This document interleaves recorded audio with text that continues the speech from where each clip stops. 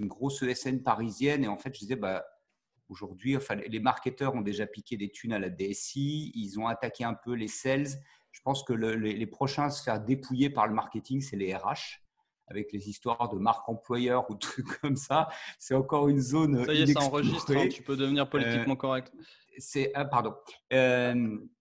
Donc, comment on fait finalement pour sortir Pigico, on est vraiment dans des PME, hein, d'accord. Donc, on n'a pas les enjeux des grands groupes, mais comment on peut un peu sortir de ces débats soit de politique, soit j'y vais à la louche. Cette année, j'ai un peu de thunes parce que j'ai eu le cas il n'y a pas longtemps finalement, j'ai rentré deux gros contrats.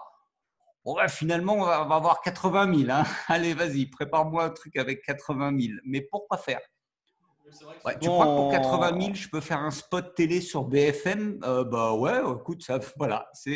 Moi, c'est l'univers que je connais. Souvent, on a les budgets qui suivent les ventes et pas l'inverse. Voilà, donc Philippe va nous Le présenter monde à aujourd'hui l'envers. quelque chose que je trouve passionnant, compliqué. Mais en attendant, vous pourrez briller chez vos clients avec des présentations de budget marketing comme ça. Vous allez passer pour des data scientists. Vous allez Accrochez-vous, endormir tout le monde. attachez vos Ouais. ceintures, c'est parti. Space Mountain, vous connaissez, c'est rien à côté de ce qui va se passer. Allez, vas-y, envoie la patate. Attends, parce que Gaston. moi j'ai tout oublié avec cet épisode Zoom. Hein. Alors, c'est Non, parti. vas-y. Ah non, mais ça va être folklore. Alors, d'où est-ce qu'on part? Du coup, attends, j'ai même pas ma Boum, présentation allez. copie, rien du tout. Hein, donc, c'est direct dans le C'est pas vif. grave, on y va. On est dans le vif du sujet. On est les Poppy Gico, on est trois, on est bon. J'ai des trucs ouverts en double, c'est magnifique. Pendant que tu cherches ça, je fais le pitch. Allez, vas-y. Ouais, alors pour le replay, raconte un peu ce qui vient de nous arriver en 2 mots parce qu'on va se marrer. On a un webinar qui est prévu via Zoom. On a la preuve qu'on a bien payé, on a donné de l'argent et puis d'un seul coup, on nous a dit non, pas accès au webinar, rien du tout, appelle le service client et souffre, surtout souffre. Ça tombe bien parce qu'on avait un vrai débat GoToWebinar, pas GoToWebinar, etc. Mais bon, voyez un petit aperçu du budget marketing. Une chose est sûre, c'est pas Zoom. Une chose est sûre, c'est pas Zoom. Voilà. Donc, Popigico, en fait, aujourd'hui, on est une agence de services et de conseils en marketing digital. Je pourrais vous raconter comment on a travaillé sur un triptyque autour des outils, de la méthode et du coaching. Et ça fait quelques années qu'on s'aperçoit que si on n'a pas les trois, c'est plutôt compliqué. Et on adresse des PME plutôt en B2B et B2C. Comme ça, on ne s'ennuie pas. Et un des grands sujets, bien entendu, une grande conversation qu'on a systématiquement avec nos clients, c'est le budget. Et Philippe, généralement, quand c'est lui qui gère ce truc-là, parce que moi, j'y vais en mode ouais, vas-y, ça va bien se passer, t'as combien? Et Philippe m'a dit non, il faut être sérieux dans la vie, il faut faire les choses bien. Et on a eu une question pour préparer ce webinaire qui revient assez souvent finalement, c'est si j'ai pas vraiment de budget, si je démarre de zéro, comment je fais? Ou alors j'ai un petit budget, est-ce que ce que j'ai envisagé va rentrer dans ce petit budget ou pas? Et toi, Philippe, tu dis c'est pas la bonne approche. Il faut généralement partir d'une courbe rouge et d'une courbe bleue. Ouais, exactement. Allez, je te fais le plan du coup. J'ai fait un plan quand même. Hein. On était Ah, t'as fait un préparés plan? jusqu'à ce que Zoom explose. Ouais, fais genre tu sais pas. Donc en 5 étapes. Donc déjà, il faut penser croissance, c'est la première chose. Et ensuite, penser business. Alors, c'est un petit peu la même étape, penser croissance, penser business, mais c'est 2 points que je vais traiter séparément parce qu'ils sont importants et aussi évidents qu'ils paraissent, on ne les voit pas appliqués tant que ça finalement quand les gens font des budgets marketing. Ensuite, calculer votre enveloppe totale. Enfin, la ventiler et surtout, la faire vivre dans la durée. Donc, pour commencer sur penser croissance, qu'est-ce qu'on entend par là? Donc, première chose, c'est intéressant aujourd'hui de comprendre déjà l'idée d'une exponentielle parce qu'il y a beaucoup d'entreprises qui arrivent à créer des croissances rapides. Et alors, surtout si vous démarrez de zéro, pensez exponentielle dès le début. Donc, qu'est-ce qu'une exponentielle? C'est une croissance géométrique, c'est-à-dire que chaque période de temps rajoute une multiplication sur la période de temps précédente. Donc, ça démarre doucement et puis ça accélère assez fort au bout d'un certain temps. Donc ici, par exemple, on a une exponentielle qui est de 10% par mois. Donc tous les mois, on rajoute 10% sur le mois précédent. Il y a des startups qui sont en hypercroissance qui vont travailler en semaine par semaine. Donc, nous, souvent, on travaille comme ça en mois par mois, surtout pour des boîtes qui sont assez tôt. Et on va, avec un petit calculateur basique, faire nos calculs. Donc là, on a 200% sur 12 mois, soit 10% mois sur mois. Donc tous les mois, 10% sur le mois précédent. Ça fait une multiplication par 3 sur l'année. Donc c'est plutôt une entreprise qui investit très fort et qui est en début d'activité. En l'occurrence, là, on était sur un e-commerce. Et on obtient donc une exponentielle. Alors là, on démarre à 50K sur le premier mois, sur la clôture de l'année précédente. Et le but était de poursuivre la croissance qui avait été faite sur la première année, qui était une année de démarrage. Et puis d'essayer de garder ce 10% mensuel à peu près. Et donc pour finir l'année sur un x3. Donc ça commence à être assez challenging comme objectif. Donc la première étape, c'est ça, c'est l'exponentielle, et comprendre la notion d'exponentielle, la rendre un peu intuitif. Il n'y a pas grand monde pour qui l'exponentielle est intuitif, voire personne. C'est un sujet assez récurrent dans le milieu startup. Et on l'a vu récemment avec le coronavirus. Ça a eu des exponentielles parfaites sur les courbes de virus et de mortalité, en tout cas au début. Et je sais pas, vous regardez Singapour, c'est plat, puis d'un coup c'est très haut. Mais après, vous allez l'avoir en échelle logarithmique et ça fait une ligne droite. Donc c'est une vraie exponentielle. C'est juste que le taux était plus bas qu'ailleurs, mais à la fin, l'exponentielle était là du début en haut de l'accélération.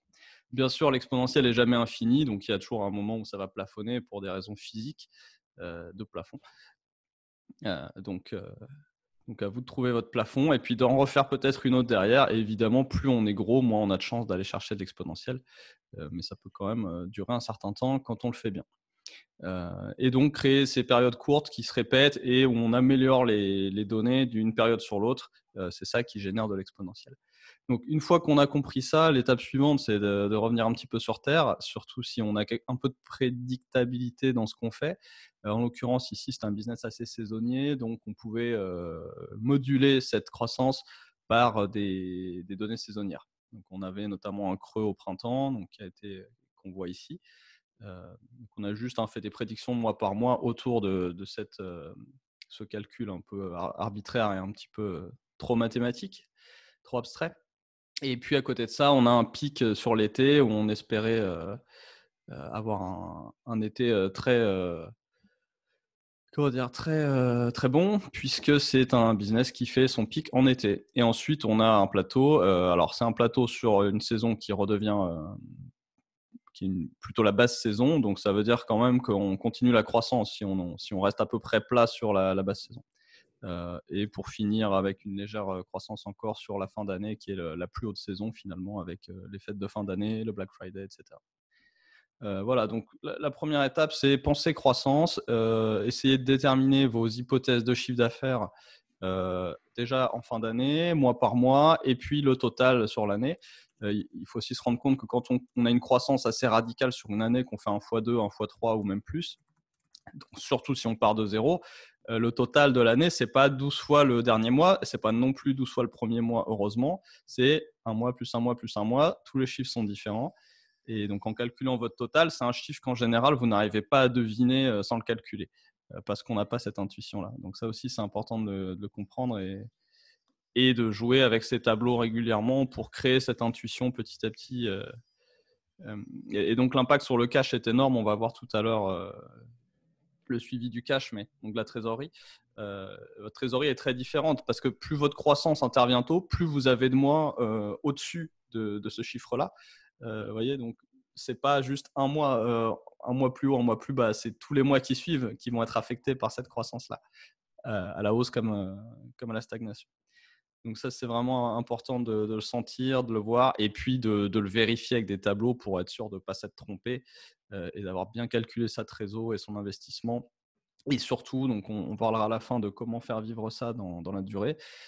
Si on ne le fait pas vivre, on peut vite rester au fin fond de son cerveau sur des hypothèses qui sont plus bonnes parce qu'on a déjà dépassé de 2 mois la date où on aura dû atteindre un certain seuil et donc la différence au bout de l'année est énorme.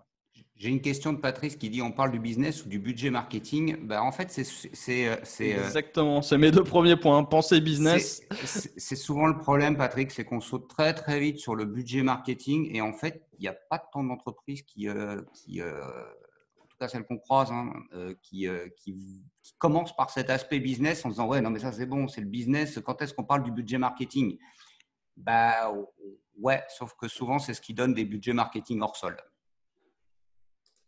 Mais on y vient, Et, on y vient. ce qui est mon deuxième point, pensée business. Donc, je dis pensée croissance et pensée business aussi, hein.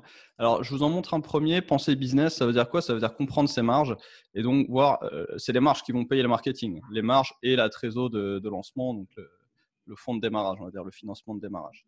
Donc, le financement, c'est une chose, c'est une somme d'argent qui est là et qui est disponible, qu'il faudra peut-être rembourser un jour si on ne se plante pas. Et l'autre partie, c'est la marge. Donc, il faut comprendre sa marge. Ici, un exemple très simple avec 3 produits qui n'ont pas tous la même marge, donc leur marge en face, leur prix de vente donc pour calculer la marge. Et enfin, le mix produit. Donc, si votre mix n'est pas celui que vous espériez et que tous vos produits n'ont pas la même marge, votre marge moyenne à la fin ne sera pas du tout la même. Donc, il faut aussi calculer ça et le mettre à jour selon vos données au fil de l'année. Parce que si je vends plus de produits à 30% de marge, je vais me rapprocher de 30%. Si je vends plus de produits à 35% de marge, je vais me rapprocher de 35%. Et pareil, au bout de l'année, je n'ai pas forcément la même trésor et ça peut faire la différence entre être à plus 10 ou moins 10 ou pire. Donc voilà, penser business, comprendre le mix produit, comprendre la marge. On a aussi, alors attends, ouais, on va voir ça juste après. J'ai une autre version qui est plus compliquée. Est-ce que je peux la montrer? C'est celui-là, je crois.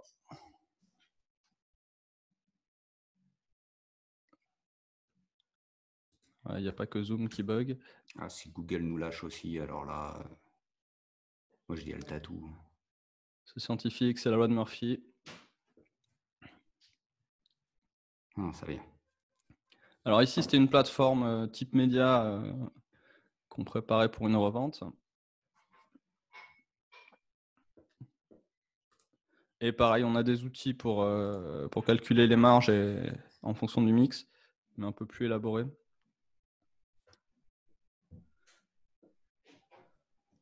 Voilà. Donc là, on a les coûts basiques de chaque produit. Un produit, et toutes les lignes de coûts principales de ces produits-là. Ce qui permet d'être vraiment très concret. Voilà, ici, la liste des produits, leur prix de vente, avec un discount moyen, puisque c'était quand même du B2B, donc il fallait aller vendre ce produit à la main. Donc, en général, il y avait une stratégie de discount très souvent dans ces ventes-là. OK. Voilà, et tout ça mis en face de ce que l'on espère vendre. Donc là, on prend les commerciaux entre quatre yeux, on leur dit, bon, celui-là, tu penses en vendre combien? Et tu penses le vendre à combien de discount moyen, etc.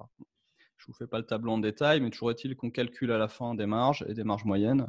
Alors là, j'ai tout anonymisé comme une brute. Et je ne fais pas les bons coûts en face des bons produits, donc j'ai des marges négatives dans tous les sens. Ne vous inquiétez pas, c'était pas comme ça en vrai. Voilà. Et puis à la fin, vous pouvez voir quels sont les produits qui rapportent, etc. Faites tout ça pour essayer de se mettre dans un peu l'expérience de pensée, de se dire ok, est-ce que c'est réaliste ou pas? Donc on se prend un temps comme ça en début d'année ou au moment où la période démarre. Et on calcule une marge moyenne basée sur un mix qui est réaliste. Le commercial, on lui dit, OK, tu vois le produit, tu sais que tu as X unités à vendre, tu sais que ton discount moyen, il sera de temps. Est-ce que c'est réaliste, oui ou non? Et en général, le commercial va réfléchir un petit peu et dire, ouais, sans problème. Ou alors, il va dire, ouais, c'est un petit peu chaud, je ne suis pas sûr. Et là, on va peut-être du coup prioriser des produits à plus forte marge ou des produits plus faciles à vendre, donc en plus gros volume, etc. Voilà, là on avait divisé par le nombre de commerciaux aussi, ce qui permettait d'avoir vraiment le volume réaliste du nombre de transactions à réaliser chaque mois sur toute l'année, et donc de vérifier que ça correspondait au volume de travail que pouvait fournir le commercial. Donc ça, c'est pour la prise en compte de la marge, qui est très important pour financer la croissance. Le point suivant qui reste dans l'esprit de penser business, c'est de comprendre aussi la production. Il y a des business qui ont des inventaires limités, il y a des business qui ont des problèmes d'approvisionnement, et il y a des business à capacité fixe. Et puis à côté de ça, il y a des business complètement numérisés. Et donc, on ne va pas se comporter pareil. Et c'est important quand on fait un budget marketing de comprendre ce qu'il y a à vendre. Par exemple, tout ce qui est je sais pas, hôtellerie, les bateaux, les avions, les consultants et les places de parking, c'est quasiment la même chose. Vous avez des capacités fixes. Donc, c'est pour ça que tout ce qui est aérien travaille avec le yield management. Et c'est pour ça qu'on a des différences de prix à la place qui varient énormément d'une place à l'autre dans l'aérien. Donc, on a une capacité fixe, c'est-à-dire que j'ai je sais pas, 200 sièges dans l'avion. Je dois vendre les 200 sièges. Si j'en vends moins, je perds de l'argent. Et si je paye pour en vendre plus, si je paye de la publicité pour 300 sièges, je perds de l'argent puisque j'en vendrai pas 300 de toute façon. Donc voilà, ça c'est les capacités fixes, c'est très important. En e-commerce, on a quelque chose d'un petit peu différent. On n'a pas vraiment de capacité fixe, mais on a quand même des limites en termes de capacité d'approvisionnement. Soit que le fournisseur ne peut pas livrer suffisamment, soit que le fournisseur est lent, soit qu'on a des problèmes de stock, de transport, etc. Donc ça arrive assez souvent, surtout si on est dans du e-commerce de niche ou qu'on a beaucoup de Si références. j'ai 3 voitures et que j'ai des places à l'arrière, donc 6, j'ai une capacité fixe. Et Ouais, c'est c'est le Blablacar là. c'est un des facteurs clés. Ouais, non, Mm. mais je comprends. Parce qu'on En- on nous l'a posé, mais ouais, ok. Donc si en- voilà, j'ai 3 bagnoles, je fais du transport de personnes, bah, j'ai des capacités fixes et mon budget marketing doit être pensé en fonction de ça.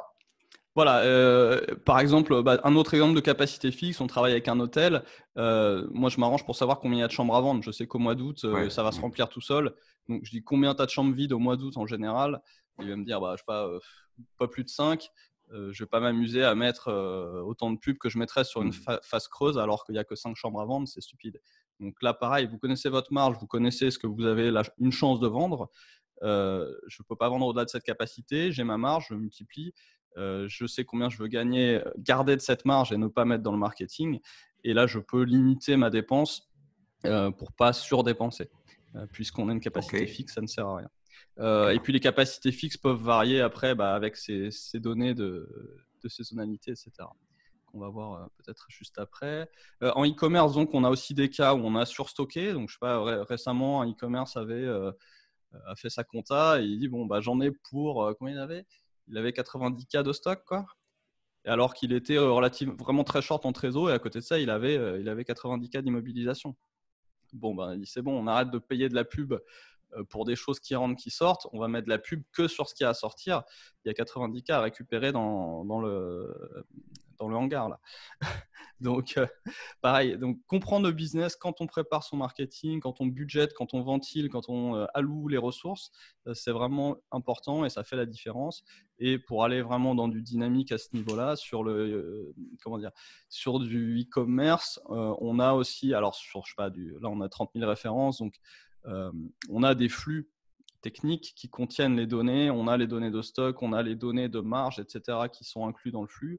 Et derrière nous, quand on achète de la publicité sur Google, Google Shopping, programmatiquement, on se base sur ces données qui sont dans le flux et on sait qu'on ne va pas investir pareil sur des produits qui sont en stock, sur des produits qui sont à forte marge, à faible marge, etc.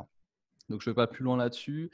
Un dernier cas, ça peut être des plateformes qui vendent des choses qui, elles, sont à coût fixe. Donc, on a fait des plateformes qui vendent des séjours, on a fait des plateformes qui vendent des bateaux, enfin des locations de bateaux, des choses comme ça. Ce genre de plateforme, c'est digital, donc c'est illimité. Pourtant, ce que eux vendent, c'est fixe. Et la flotte de bateaux ou la quantité d'hôtels disponibles, quand la plateforme atteint une taille critique, surtout sur une niche, euh, le nombre d'hôtels, il n'est pas infini. Donc, une fois qu'on a tous les hôtels ou presque, il faut commencer à réfléchir taille de marché, taux d'occupation, etc. Et on sait qu'on ne peut pas aller plus loin que la flotte qui existe si on pense bateau ou voiture. Et donc, pareil, c'est des calculs qui sont à faire pour avoir une idée d'où est notre plafond, où sont les retours décroissants et de ne pas aller payer pour rien, quoi. Et après, il y a des stratégies qui peuvent être différentes. Si on a une stratégie de saturation, si on est très très bien financé, qu'on veut vraiment devenir un leader, on peut y aller un petit peu à perte. Et vice-versa, si on veut juste gagner sa vie, il ne faut surtout pas taper dans la phase de retour décroissant. On en a parlé aussi quand on a fait le pourquoi produire le contenu, la transformation numérique. J'arrête là-dessus. Et le dernier type de business model qui est très différent, donc ça va être les business SaaS et tout ce qui est produit d'information, tout ce qui est illimité pour le coup, puisque numérique, à part un petit peu le coût des serveurs, mais à moins d'être Amazon, c'est pas quelque chose qui va vraiment vous affecter, surtout aujourd'hui avec le cloud. Donc ces produits-là sont vraiment illimités et c'est là où on a les plus belles exponentielles et du coup un autre set de problèmes qui se présentent, mais une autre façon de planifier la dépense. J'ai des bruits de travaux et un micro directionnel. Si ça ne va pas, j'irai fermer les fenêtres, vous me dites. Non, c'est bon, vas-y, enchaîne.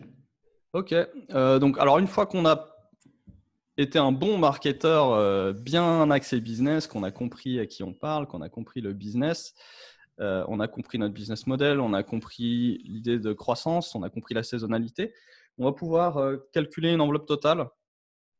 Je vous présente deux façons de faire ça. Hop, enveloppe totale. Alors, première chose, un entonnoir classique. Donc, pareil, vous pouvez vous faire des calculateurs pour modéliser votre entonnoir. Donc, qu'est-ce qu'un entonnoir ?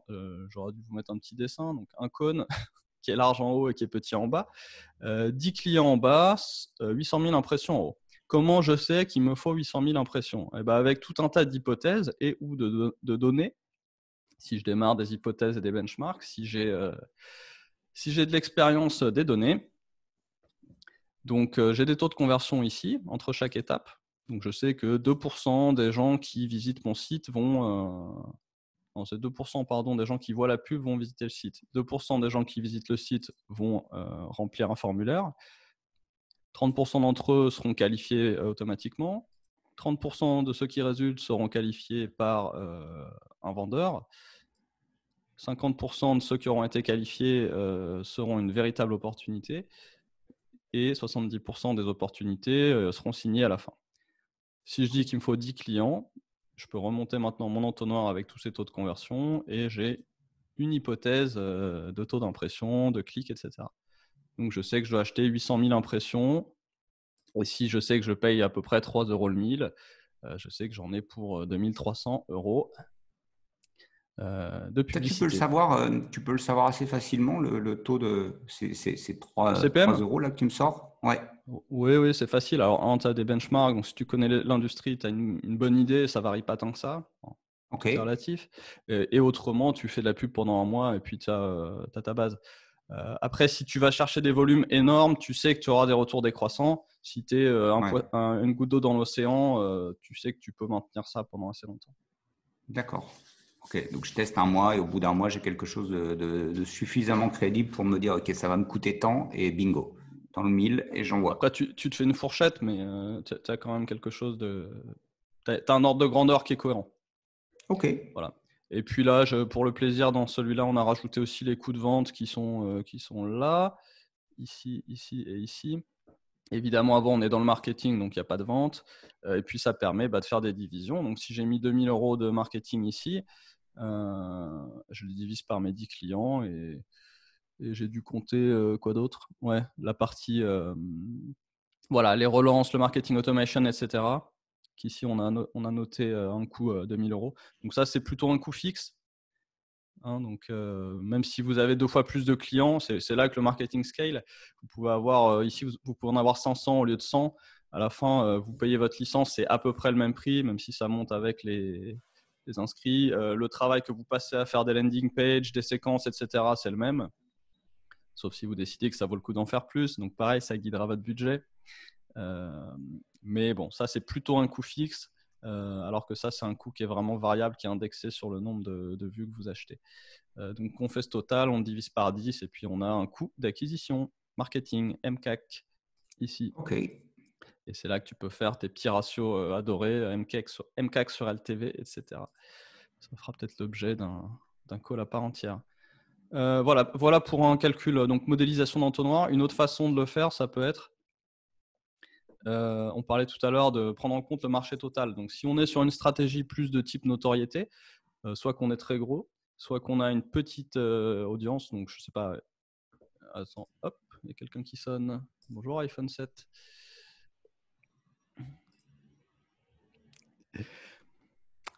Alors, Oui. je reprends. Ouais, coupez mon micro. Je vais couper ton micro.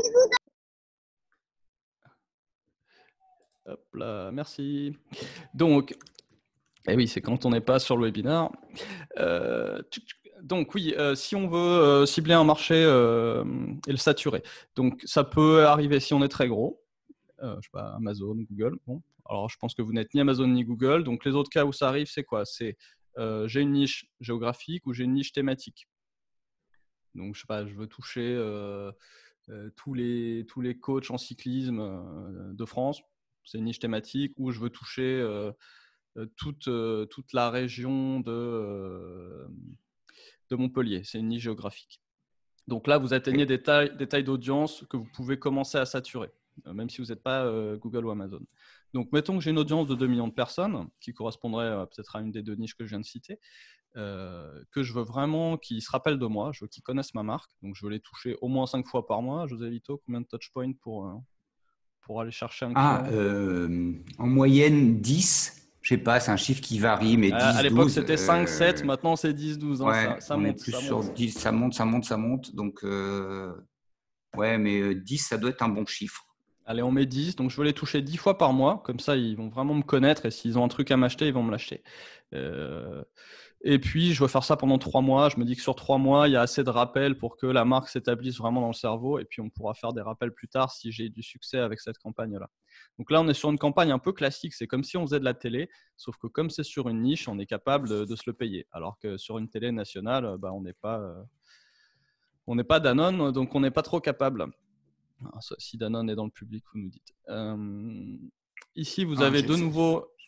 J'essaie de voir dans le bouquin de Jean-Marc Segati sur la publicité s'il donne des ratios pendant que tu parles. Hein, voilà. Ouais, on va se concentrer. Donc, ensuite, on retrouve les estimations de coût par mille. Donc, le prix des impressions. Donc, on fait une fourchette, comme ça, on est sûr de ne pas trop mal tomber. Et enfin, la part du marché qu'on espère toucher. Pareil, on ne veut pas aller chercher des retours décroissants. Donc, on va se donner un pourcentage cohérent avec nos budgets. Et puis, on fera quelques essais. Donc là, on a mis 10% par exemple. En ayant donc rentré tout ça, je sais que je veux toucher 10% de millions de personnes qui constituent l'ensemble de mon marché. Je veux les toucher 10 fois par mois pendant 3 mois et j'ai des hypothèses réalistes de coût par mille. Ça me donne un budget total de 30 à 120K sur ces 3 mois et donc un budget quotidien entre 30 et 130 euros par jour. Donc voilà, j'ai mon information. Maintenant, je peux jouer avec mes chiffres, me dire, OK, si je veux la moitié du marché, combien ça fait? Si je veux un peu moins, un peu plus. Ou alors, j'ai pas 100K, donc quelle est mon hypothèse basse, etc. Ou est-ce que je peux réduire la taille de ma cible? Voilà, donc ça, c'est plutôt une stratégie de saturation d'une niche. Pareil, prenez le temps de modéliser ça. Vous voyez, là, en 10 minutes, ça s'explique très bien, même pas. Donc, c'est pas très long et c'est une très bonne approche pour avoir notre marché total. Et Les tableaux seront disponibles après le webinar, demande Maïmouna. Oui, il faut qu'on finalise les templates et ils seront, comme d'habitude, sur jdico.co/ressources au pluriel en anglais et ils seront téléchargeables. Et puis, nous, on offrira quelques ateliers via notre Calendly, également disponible à la même adresse. Les liens seront dans le replay. Voilà, donc ça va nous aider à calculer une enveloppe totale. Si je sais que c'est 120K par trimestre maxi, je sais que je peux définir une enveloppe totale dans ces eaux-là si mon but est de choper 10% de ma niche à 2 millions de personnes. Donc là, j'ai vraiment une bonne idée du total et je peux commencer à définir un budget global. Enfin, il faut mélanger ça avec la croissance, comme on a vu au début, et les finances, parce que si on n'a pas le financement, tant qu'on ne l'a pas, on ne peut pas faire avec. Donc, il va falloir peut-être retravailler ses hypothèses et son budget total selon le financement disponible. Je vais vous montrer comment on peut... Laissez-moi vos adresses mail parce que finalement, comme on n'a rien du tout, si vous voulez qu'on vous envoie les liens, le replay, tout ça, mais je veux bien que vous mettiez vos adresses mail dans la conversation en privé ou en public, comme vous voulez. Comme ça, je les conserve et je pourrais vous envoyer les mails. Oula, c'est compliqué ça encore. Mon Ben Dieu. non. Typiquement, donc, on va voir après sur la partie ventilation. Donc là, vous pouvez voir un seul bloc en bas qui est la dépense. Vous voyez votre axe 0, donc vous voyez les mois où on perd de l'argent. Ce que vous allez faire aussi, c'est essayer de prévoir votre trésorerie. Donc, on va définir combien on gagne, combien on a de financement au début, la trésorerie. Donc là, on a 40 000 € pour financer l'année. Et donc, c'est la courbe en pointillé ici. Et on voit à quel point on se rapproche de zéro, on voit notre point bas, etc. Et comme on disait tout à l'heure, plus tard on passe au-dessus de zéro, moins il y a de mois qui rapportent et plus il y a de mois qui ne rapportent pas. Et donc plus on risque de se retrouver à court de trésorerie. Donc le voir en graphique, ça permet tout de suite de voir les points creux, les risques, etc. Et ensuite, quand vous ventilerez, ce qu'on fait juste après, vous voyez aussi ce qui vous coûte le plus cher et là où il y a peut-être des choses à gratter. En tout cas, remettre en cause certaines dépenses. Donc voilà, c'était le troisième point pour la partie enveloppe totale. Voyez si votre cash est suffisant et baissez votre enveloppe totale si vous n'avez pas le financement, tout simplement. Mais au moins, vous l'aurez fait en intégrant tous les paramètres utiles et vous pourrez espérer être plus pertinent et aller chercher peut-être plus de croissance que si vous aviez été un peu plus brutal. Et vice-versa, on a vu des personnes très optimistes se planter parce qu'ils avaient des hypothèses qui n'étaient pas certains de tenir. Ils n'avaient pas vraiment de plan B et quand le cash vint à manquer, la bise fut venue, etc. Donc voilà, avec tout ça, on aura une dépense totale. Alors maintenant, il faut que je retrouve l'entonnoir où je fais la dépense totale.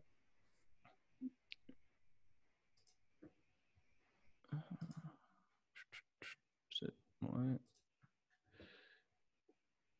Alors j'ai celui-là, mais c'est pas le mieux. Non, on veut la version luxe. Je vous ai préparé plein d'exemples, mais mes onglets sont trop courts, donc je ne vois pas. Alors, voilà. Donc, une fois que vous commencez à travailler votre enveloppe totale, vous allez remettre votre chiffre d'affaires cible ici, par exemple. En tout cas, nous, on le fait comme ça. Vous pouvez en profiter pour voir à quoi ça correspond sur ce ratio bien connu qui est le ratio chiffre d'affaires sur marketing, qui varie énormément d'un type d'entreprise à une autre. Si on est sur un lancement, ça peut être même plus élevé que le chiffre d'affaires pendant quelques mois, voire un peu au-delà si on est très bien financé. Vice-versa, si on est une entreprise mature, ça va être beaucoup plus petit. Enfin, d'un type d'industrie à un autre, des industries à forte marge, on pourra se permettre d'avoir des chiffres très élevés ou d'autres très bas. Il y a un autre aussi. Ah bah tiens. Vraisemblablement. Bonjour Sylvain. Ensuite, alors le CAC, ça c'est la question personne ne connaît. Je ne sais pas vous, hein, est-ce que vos clients sont capables de tête de vous dire quel est le coût d'acquisition client? Généralement, c'est un bon moyen de trier la maturité de nos interlocuteurs. J'allais dire, je ne vais pas rentrer là-dedans, mais simplement, si on est suffisamment fin, c'est mieux que d'avoir ce ratio de chiffre d'affaires sur marketing. Comme c'est un ratio qui change dans toutes les industries, c'est plus intéressant d'avoir un ratio coût d'acquisition sur valeur client. Donc, combien rapporte un client au total sur toute sa durée de vie et combien coûte l'achat d'un client. Et là, vous avez tout de suite vous voyez tout de suite si ce que vous faites est rentable ou pas, mais pas à courte vue, mais plus sur le cycle de vie total du client. Donc, ça permet vraiment de décider d'investir fort ou pas fort. Idéalement, aller plutôt sur ce genre de métrique que sur un ratio comme celui-là qui finalement ne veut pas dire grand-chose. Ça, c'est con, mais c'est un vrai sujet parce que souvent, on dit « ouais, moi, je vais faire du marketing pour faire de l'acquisition de lead, la lead gen », et puis on s'arrête à coût d'acquisition client. Donc, soit il existe, soit il n'existe pas. C'est facile à calculer si on a les données propres. Ouais, c'est facile à calculer pour un comme toi, mais pour un humain normal, c'est compliqué à calculer parce que tu n'as pas les données. Non, mais c'est juste qu'il y a beaucoup de clients. Tu sais combien tu as de clients la vraie question en général, c'est combien on dépense dans le marketing. Donc, dans les boîtes où la compta est faite à l'arrache et on ne sait même pas ce qui se passe en marketing, on n'a pas la notion du coût marketing. Mais du moment où tu as ton coût marketing, tu divises par ton nombre de clients, tu as ton CAC. Ah ouais, c'est sûr que du moment où tu as une partie de la réponse, tu as la solution. Mais souvent, tu pars de loin. Et le coût, la notion qui est encore moins, qui n'est pas toujours abordée, c'est cette notion de durée de vie client. qui n'est pas forcément contre toute attente, qui n'est pas calculé. Oui, alors la LTV, c'est un peu plus compliqué en général. Ouais, mais souvent, elle n'est pas calculée, donc on se retrouve à finalement à se limiter de mais ça coûte super cher le marketing pour faire de l'acquisition client. Bah ouais, mais ton client, tu vas le garder combien de temps? Il va te rapporter combien de temps? Je les garde longtemps parce que moi, je suis quelqu'un de bien, mes clients sont fidèles. Oui, mais ça, on s'en fout. La fidélité, c'est un truc d'une autre époque. Combien de temps, combien ça va rapporter? Et c'est vrai que ces deux petits morceaux du tableau, là, Qu'est-ce que tu as deux dit, cellules, José Lito, là? je savais bien que tu allais Non, mais réagir. ça va pas être terrible entre Il nous. provoque, il provoque. Je me suis dit, est-ce que Patrice est là? Oui, bien sûr. Ouais, je suis là, ouais. Non, C'est ça, pour voir sûr. s'il suivait. Ça a marché. Suivez Patrice Lobignat. Allez-y, si La vous voulez savoir. fidélité est d'une autre époque. Je vais faire un tweet avec ça. Je vais signer. Voilà. Je le fais tout de suite. Et alors, pour le dire concrètement, néanmoins, on a Patrice, des pardon, contrats, Philippe. on a rentré Oui. des clients à 400 € qui sont restés 4 ans, si tu veux. Et la LTV, elle est de 100K. Donc, Ah, merci. Oui, non, mais si je fais mon ROI sur 400 €, si je le fais sur 100, sur 100 000, c'est pas le même ROI, vous voyez. Donc, c'est là que ce type de métrique est plus pertinent que des pourcentages de CA marketing, sur marketing. La fidélité se mesure en euros, c'est possible. Mais c'est vrai que c'est un sujet qui est, enfin, pardon, hein, j'interromps, ça fout le bordel dans l'enregistrement comme d'hab, mais souvent, Habitué. la question de la fidélité, on te dit, on est tout le temps dans l'acquisition de clients. Et quand tu poses cette question de la durée de vie client et de sa valeur sur la durée, c'est quand même, il y a alors, des grandes entreprises, des grands groupes ont des chiffres, mais sur des petites structures, c'est le flou le plus total. Et c'est pour ça que j'insistais, Philippe, en disant oui, le CAC, tu peux le calculer, le coût d'acquisition client, mais la durée de vie client, La LTV, c'est plus dur. Hein. La LTV, c'est beaucoup plus difficile, ne serait-ce que parce qu'on ne prend pas en compte cette notion de fidélité. Puis comme ça, Yes. ça permet. Et là, c'est surtout qu'on a des problèmes de suivi, c'est-à-dire qu'on ne va pas avoir la donnée sur la période entière, ou alors la donnée va être un peu éclatée. Et dès qu'on veut segmenter, c'est plus possible. Mais bon, on y arrive. On a trouvé des CRM, là, on est en train de les nettoyer. Bon, retiens-nous, Philippe, parce que Patrice et moi, dans le même webinaire, c'est toujours une catastrophe. Tu disais, à propos du budget. Je te mute, fais gaffe. Donc, on en était à quelques... Je voulais juste ajouter un truc, excuse-moi, Philippe. Oui. Dans ton calcul d'acquisition client, tu prends pas. Est-ce que les sociétés prennent en compte le temps, en fait? Parce que quelquefois, tu as un client qui vient après 3 ans, tu vois. Tu l'as contacté il y a 3 ans et puis finalement, c'est là que les LTV sont plus durs à calculer en effet. Donc, il y a la notion d'attribution. On a des graphiques en ce moment où on fait le suivi du chiffre d'affaires et de tout l'entonnoir. Et suivant qu'on met le chiffre d'affaires et le nombre de ventes sur la date où le lead est généré ou sur la date où la vente est closée, le graphique n'a pas du tout la même tête parce qu'il y a du lag. Et le lag n'est pas uniforme. Il est distribué sur un écart type assez large finalement. Et donc, il y a une quantité de clients qui a un lag court, une quantité de clients qui a un lag long, une quantité de clients qui a un lag moyen et plein d'extrêmes, de marginaux dans tous les sens.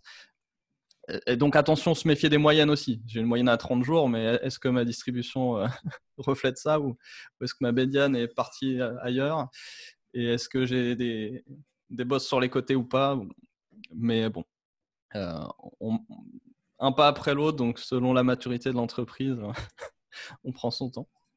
Mais ouais, bien faire attention à ça. Et normalement, une bonne LTV, c'est la vie totale. Donc, du moment où le client est rentré jusqu'au moment où il est sorti. Et s'il sort jamais, c'est provisoire.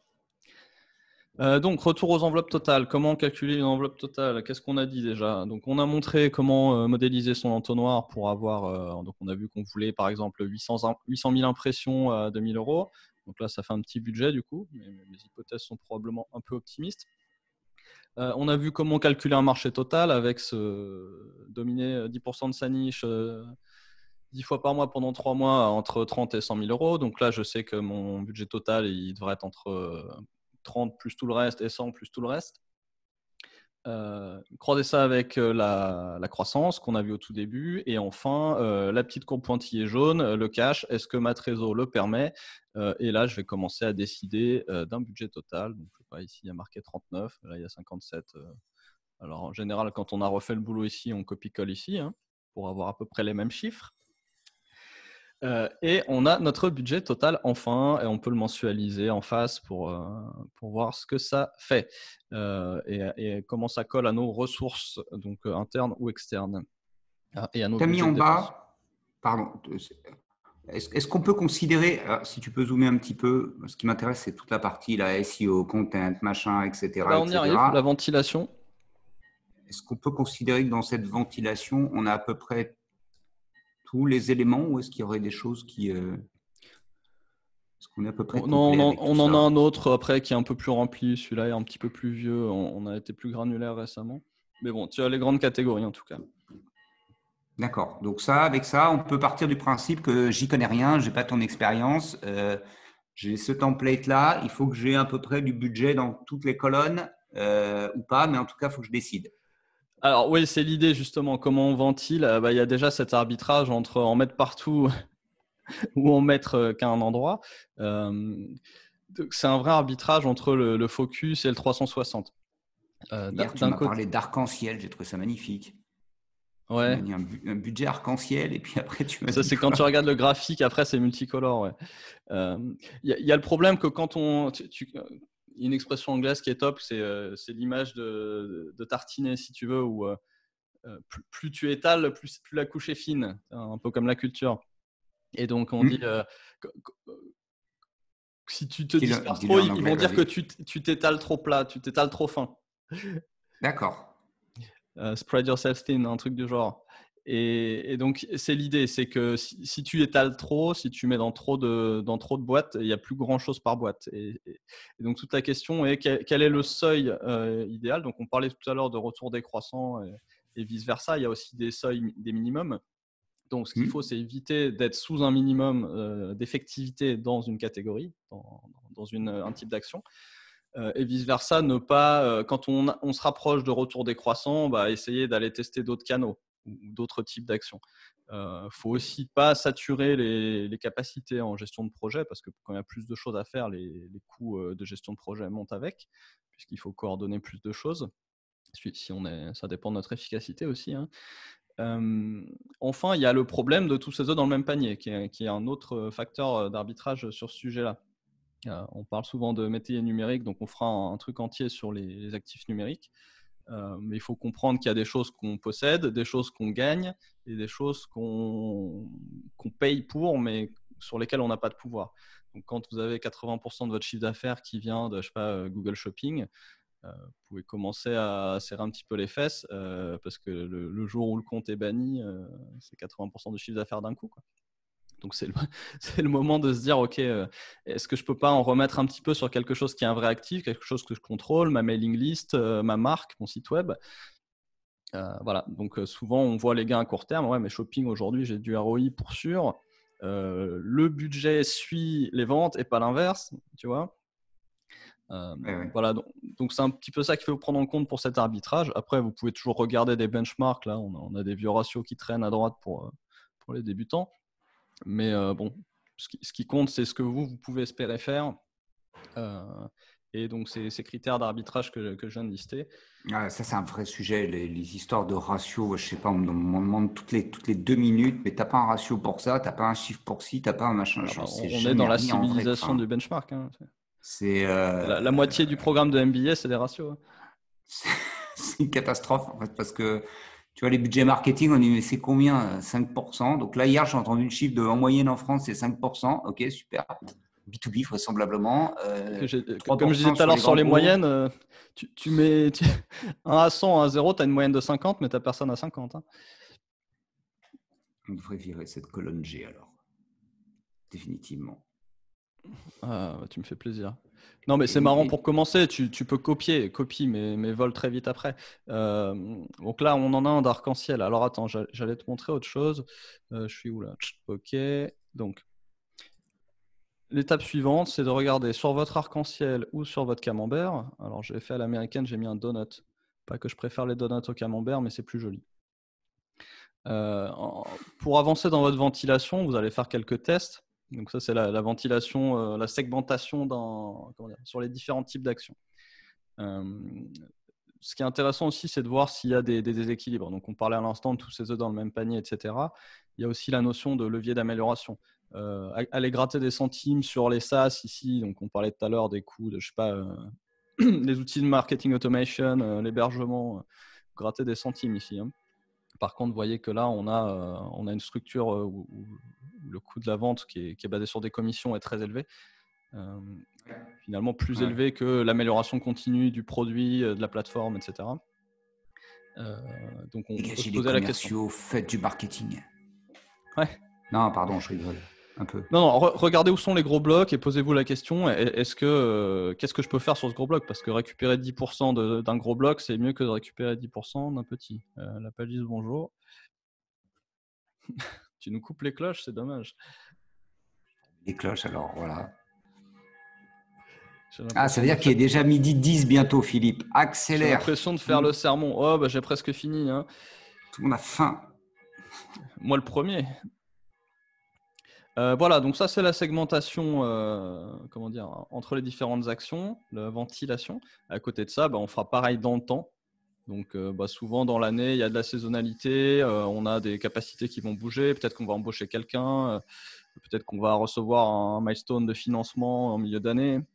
Peut-être qu'on a, comme ici, une refonte qui va arriver. Donc voilà, l'idée c'est de répartir les dépenses dans l'année, mois par mois, et d'avoir quelque chose d'un peu plus précis.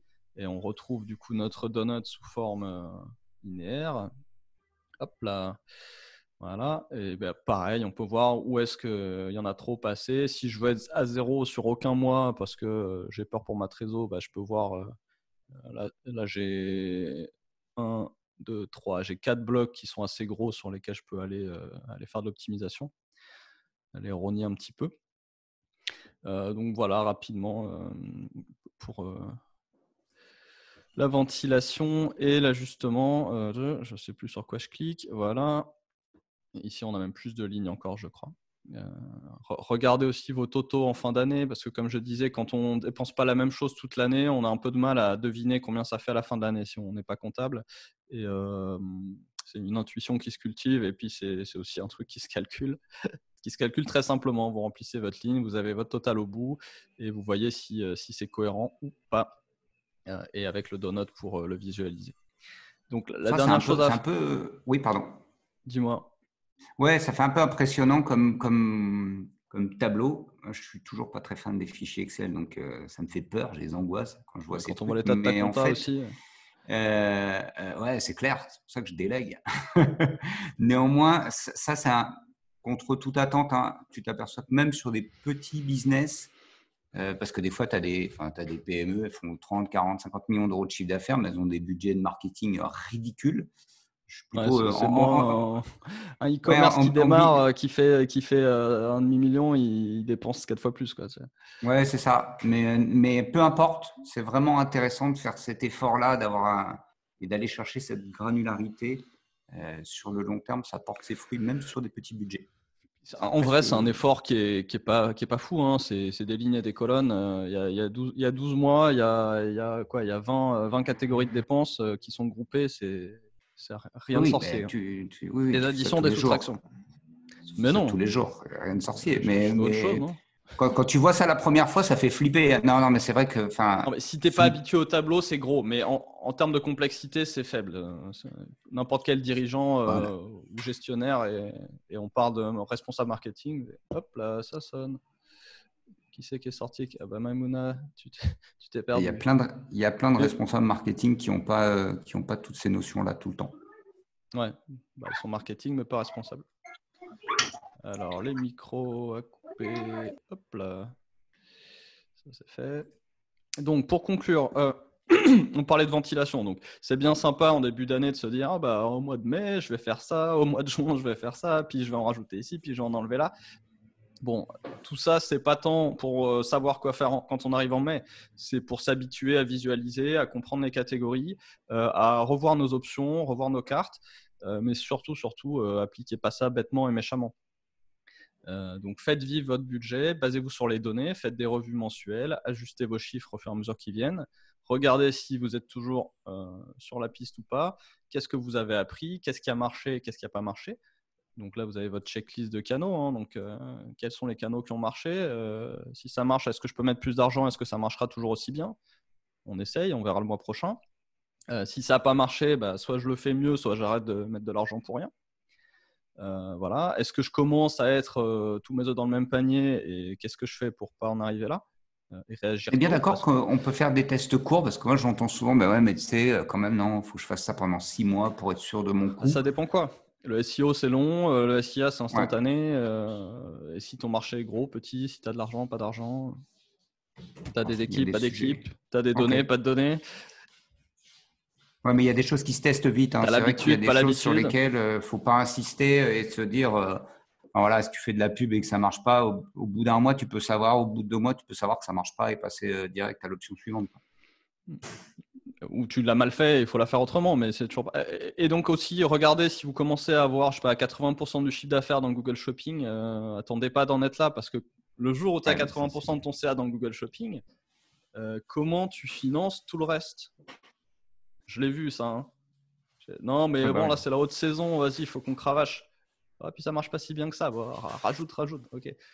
Bon, ok, maintenant tout mon CA c'est Google Shopping, puis tout mon argent part dans Google Shopping. Ce serait bien de faire du SEO et de développer la communauté. Ouais. Avec quel argent? L'argent de Google Shopping. Ah ouais, mais mon chiffre d'affaires il va baisser. Ouais, c'est con.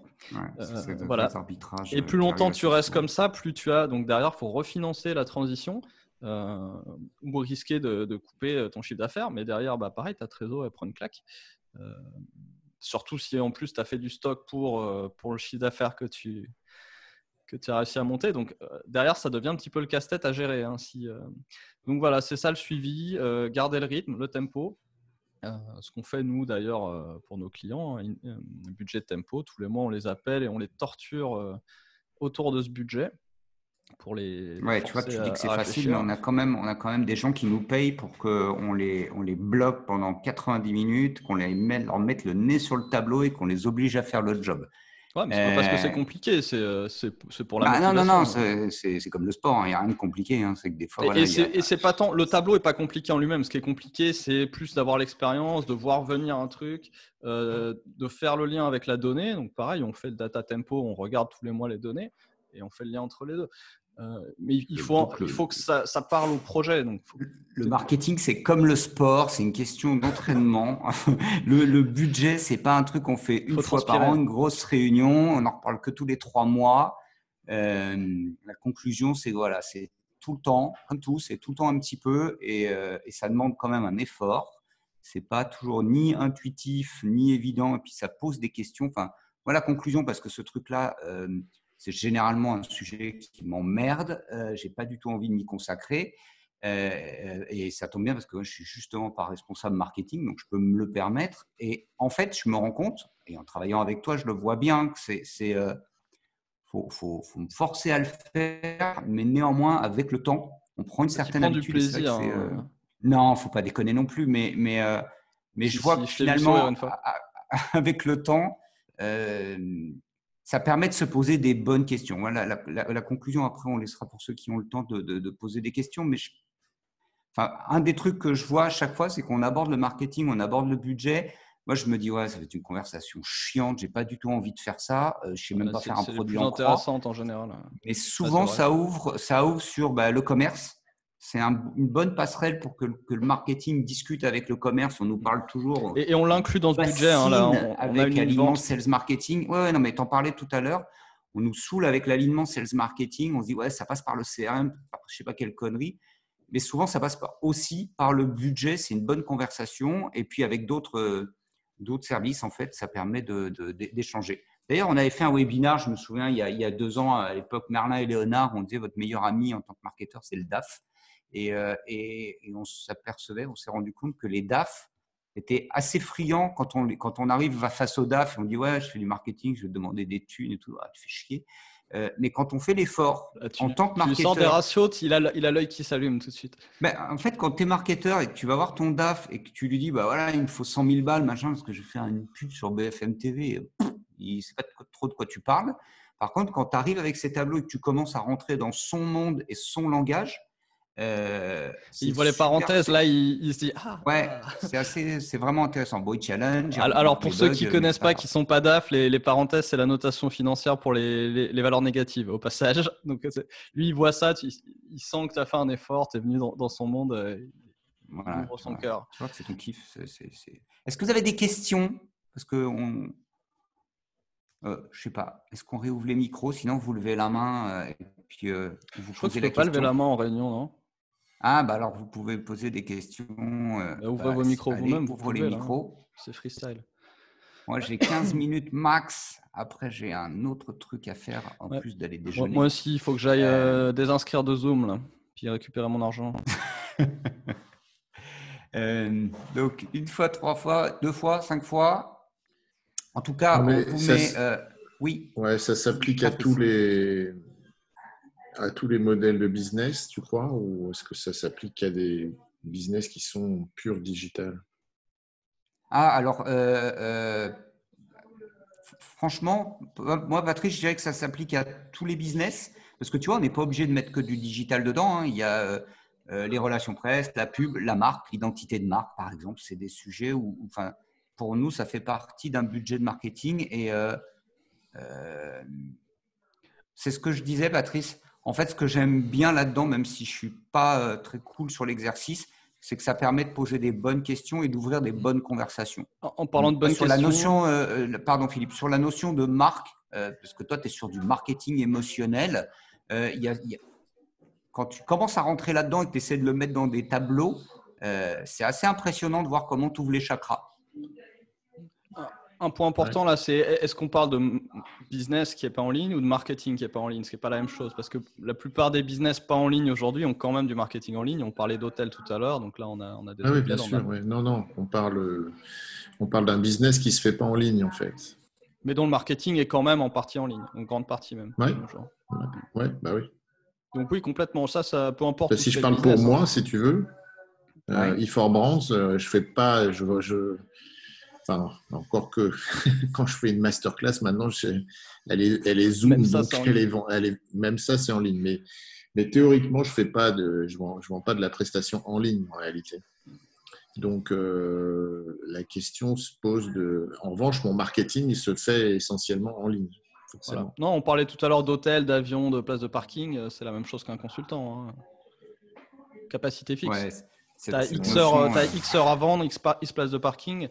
Oui, c'est sûr, mais enfin bon, c'est pas exactement la même chose quand même. D'un point de vue modèle économique. Patrice, j'ai mis du temps avec cette phrase. Quand Philippe m'a dit « mais t'es comme une place de parking », je lui ai dit « t'as la chance que t'es à l'étranger, toi, sinon je t'en colle une ». Mais en fait, oui, on a un nombre d'heures disponibles et finalement, nous sommes des places de parking, Patrice. Oui, on peut voir ça comme ça, même si ça me réjouit pas trop, mais en même temps… Il n'y a pas de raison. Ma place de parking, elle a des tarifs qui sont très, très variables en fait, en fonction de qui va se garer dessus, tu vois. Exactement, et justement, c'est la façon de maximiser les revenus malgré une capacité fixe. Comme les places dans les avions, les tarifs changent beaucoup. Et c'est la business class qui paye, c'est pas la place éco. Patrice, il y a toujours l'endroit où se trouve le parking. Si le parking se trouve en plein milieu de New York, les parkings font rarement pas le même. Le parking fait rarement du revenu management, mais pense aux avions par contre qui eux le font à donf. Pardon, je t'interromps Philippe, je suis à Montpellier. Il y a un beau littoral. Le prix des places de parking varie en fonction de si tu vas à Carnon, à la Grande Motte, à Palavas. Au sein d'un même parking, je voulais dire. Et si tu vas aussi… Oui, mais alors, je veux dire, vu que sur la plage, tu sais, il y a 3000 places et ben, en fonction de là où les gens vont le plus souvent, les places de parking sont plus chères, pas chères, etc. C'est assez impressionnant comment c'est structuré. Hein. Il le font la demande, la beauté du marché. Exactement. En tout cas, pour les avions, ils ont trouvé ce moyen les hôtels le font un petit peu aussi, mais c'est vraiment l'avion qui a inventé ce modèle, Revenue Management ou Yield Management. Ils ont trouvé ce moyen de maximiser les revenus. Alors, il y a les types de places, mais même juste en fonction du temps, malgré cette capacité fixe, juste en variant les prix selon… donc, ça marche par lot dans les avions. Donc, les 10 premières places ça, sont Patrice. Sur tes masterclass, tu dis la dernière place est à 2000 € parce que franchement, je me suis battu pour qu'elle soit là, cette dernière place, spécialement pour vous. Donc, celle-ci, elle coûte une blinde. C'est pas mal. Je retiens ton idée. Ce qui est contre-intuitif, hein, sur les avions, moi j'ai mis du temps à comprendre que c'était la dernière place qui avait le plus de valeur dans un avion, mais maintenant que j'ai compris ça, il me dit ouais, tu peux le faire sur les masterclass. Et on l'a gardé exprès pour toi si tu veux, et on a le risque qu'elle soit vide. Donc si elle est vide, tu perds. Donc une fois elle est vide, une fois elle est pleine. Quand elle est vide, tu vois. C'est une belle réflexion. L'autre modèle comme ça, c'est les enchères, c'est-à-dire qu'une capacité fixe, mais prends l'exemple de la publicité, les emplacements publicitaires. Donc pense à Google tout simplement, qui a inventé le moteur d'enchères qui a fait sa fortune. Les places de publicité, elles sont fixes. Tu as un certain nombre d'emplacements, un certain nombre de recherches par jour où tu peux mettre ta pub. Et c'est tout. Et après, tu as plein de recherches différentes. Donc, à chacun de se positionner et se dire, bon, on est 5 à vouloir cette place-là. Et derrière, il y a le jeu d'enchères qui va créer ce petit challenge et qui obtiendra la place. Et il faut payer le plus possible. C'est le but de celui qui met. Enregistrez-vous maintenant sur les masterclass de Patrice Lebignat parce qu'à partir de la semaine prochaine, il y aura la dernière place va coûter une blinde et en plus, il va même tenter une vente aux enchères. Donc là, il était déjà difficile à attraper. Il est intouchable à partir de la semaine prochaine. Ça va devenir compliqué, je crois. Ça va devenir compliqué. Moi, je suis obligé de vous laisser. Non, mais attends, José Lito, j'ai une question pour toi. Patrice, question. Ouais, question qui est importante parce qu'en fait, non, mais c'est très intéressant ce que tu as présenté, merci. Et ça m'ouvre plein de choses dans ma tête, mais l'essentiel de mon business, comme pour tout le monde, vient du bouche-à-oreille. Et ma difficulté, c'est en fait jusqu'à maintenant, j'ai dépensé très peu en marketing, on va dire. Donc, puisque je compte pas le coût du contenu que je produis, parce que sinon, là, ce serait de la folie. Et il faut compter. Ouais, mais je parce le que si compte pas. Tu trouves un canal qui coûte moins cher mais rapporte autant, il faut peut-être aller sur l'autre canal, tu vois. Oui, justement, ça pose cette question. Mais revenons sur l'exemple de la masterclass. C'est pas pour parler de ça, mais c'est pour parler de l'exemple. En fait, j'ai eu cette idée. Bon, j'ai lancé ce truc-là, je la vends 600 € et j'ai eu, on va dire que j'en ai vendu 5, si tu veux. Bon. En fait, elles sont vendues globalement à la même personne, c'est-à-dire qu'en fait, c'est une personne qui a dit à une autre personne, qui a dit à une autre personne, etc. Et puis pendant ce temps-là, je me suis dit, tiens, je vais faire de la pub sur une plateforme que l'on connaît bien, qui s'appelle LinkedIn, pour faire un test. Donc, le test m'a rapporté 5 leads. Et j'ai regardé là tout à l'heure en même temps, ça fait 11 000 impressions, 38 clics, 5 leads. Ça m'a coûté 200 balles. Attends, je sors le tableau du funnel. Ouais. Et alors là, je me suis dit, tiens, je vais faire comme dans le tableau et je vais regarder ce que ça donne. Sauf que ça m'a fait 0 en termes de clients. Donc, comment tu veux que je compare et comment je fais pour comparer d'un côté, alors évidemment, mon test est ridicule parce que j'ai dépensé 200 balles, si tu veux, ce n'est pas un gros budget, mais 38 clics, 5 leads, 0 clients à date, face à rien. J'en ai parlé à des gens qui font que finalement, je l'ai vendu 5 fois. Bon, ce qui est quelque part exceptionnel, puisque ça m'a coûté de ce côté-là 0. Sauf que ça m'a quand même coûté la landing page que pour le coup, j'ai acheté à mon prestataire, etc. Donc ça, c'est un budget aussi. Puis ça t'a coûté, Patrice, moi je faisais le même calcul que toi, sauf que ça t'a coûté le temps de Patrice Lebignat qui est au sommet du digital, le temps de Patrice Lebignat qui a écrit son livre, ça a coûté… Ben ouais, ton bouche à oreille, il vient pas du néant, il vient de ta notoriété, des années de travail. Et la question, c'est de se dire, aujourd'hui, par contre, c'est de se dire, ce bouche à oreille, comment je peux le standardiser, c'est-à-dire comment je peux l'améliorer, comment je peux l'encourager. Comme toi, je passe beaucoup de temps sur LinkedIn et aujourd'hui, avec des expérimentations, et c'est pas simple, je me dis, mais ce bouche à oreille, comment je peux le provoquer finalement ? C'est une question, mais ma vraie question, c'est comment je fais pour le rentrer dans mon tableau, tu vois, c'est-à-dire à quel moment je peux le comparer à ce qu'on vient de voir, quoi. Faut que tu chiffres tout ce que ça coûte. Faut quand même prendre en compte aussi les effets de bord de ça, c'est-à-dire qu'écrire un livre, se mettre en avant, etc., ça a d'autres impacts qui sont plus durs à chiffrer. Bah, Un, en notoriété. Deux, toi, ça t'aide aussi à formaliser ta pensée, etc. Donc ça aussi, c'est un impact positif que tu n'aurais pas forcément en faisant de la pub. Donc il faut le prendre en compte quand même pour arbitrer. Et enfin, le comparer à l'autre. L'autre, c'est sûr qu'avec 5 clics, tu ne pourras pas prendre de décision. Donc soit tu veux tester plus et il faut aller plus gros. Ouais. Soit c'est des petits tests comme ça et essaye pas de faire des comparaisons basées sur les données parce que statistiquement, ça vaut rien, quoi. Oui, ça, je sais un peu parce que c'était comme mon premier job, Voilà, les c'est pas grave. mathématiques. C'est pas grave, hein, mais il faut juste faire avec. Donc, moi, je fais beaucoup de petites pubs que je n'analyse pas vraiment parce que je sais qu'à la taille où c'est. Tu peux pas les analyser finalement. Non, dans ces cas-là, à toute petite échelle, tu vas plus chercher ce qu'on appelle success is obvious. Tu vois, c'est quand tu fais un petit truc qui a un effet énorme par hasard. Tu vois, c'est le petit coup de chance. Mais tu peux pas commencer à faire des ratios parce que c'est s'illusionner après. Ok. Après, il y a un truc aussi que je ne faisais pas et Philippe m'a aidé à le systématiser, c'est de dire, mais mets toujours ton budget marketing. Donc, tu vois, là, si tu dis, je fais des masterclass, elles sont à 600 balles, ok, ne serait-ce que tu dis, je mets 10% de cette somme-là, tout de suite dans mon prix de vente, j'intègre 10%, ça ira à faire du test. Ok, je vais aller faire du test sur LinkedIn parce que finalement, comme ça, je le dis, mais tu as fait un test, tu as mené un test sur LinkedIn et tu te dis, ok, ça a quand même généré des leads. Maintenant, ça n'a pas fait du client direct, mais ces leads, ils sont là. Bon, ça veut dire que peut-être qu'en bas de l'entonnoir, il manque quelque chose pour activer ces leads vers un achat de masterclass. Bon, ok, j'ai appris quelque chose. Il me manque en fin d'entonnoir, là, il me manque une étape. Et la première étape, c'est quand même de faire plus de ce qui marche déjà. Hein. Donc, si tu as des très bons retours en bouche à oreille, prends quelques heures pour réfléchir à ça et double down, comme on dit, sur le bouche à oreille. Et élargir la notion de bouche à oreille. Qu'est-ce que ça peut être d'autre qui aura le même mécanisme? Tu sais, Patrice, ce qu'on a fait, moi, le bouche à oreille, c'était un peu le sujet quand Philippe me dit mais tu parles à combien de personnes dans une semaine? Je ne sais pas, une dizaine, d'accord? Mais ça te prend combien? 10 heures parce que je suis bavard. Ok, viens, on fait un webinar parce que c'est une bonne façon